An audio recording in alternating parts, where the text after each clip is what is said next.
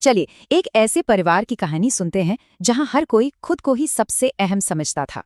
तो आखिर क्या है जो एक परिवार को चलाता है? किसी एक का काम या कुछ और?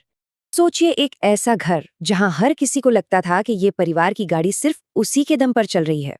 पर जल्द ही मैं की आवाज इतनी बढ़ गई कि घर में तनाव का माहौल बन गया। दादी का मानना था, मैं हूं तभी तो इस घर में सुबह होती है। और बहू को लगता था कि घर का चूल्हा तो उसी के दम पर जलता है। दादाजी कहते, मेरे बिना तो घर के बिल भी न भरे जाएं। और छोटे बेटे को लगता था कि असली मेहनत तो बाजार के चक्कर काटने में है।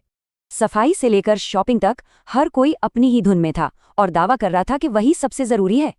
मगर इस सारे शोर में एक इंसान बिल्कुल चुप था, अमित।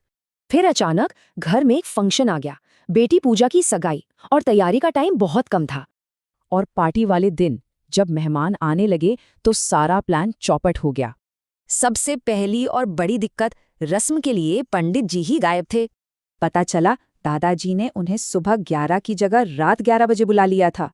हो गया ना बखेड़ा। उधर केटरर आ गया, पर उसका सवाल सुनकर सबके हाथ पांव फूल गए।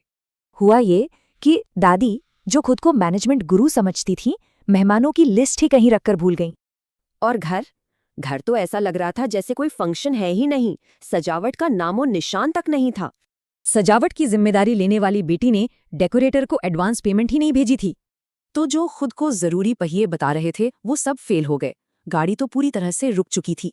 जब सब एक दूसरे पर इल्जाम लगा रहे थे, तब घर का सबसे शांत पहिया यानी अमित आगे आया।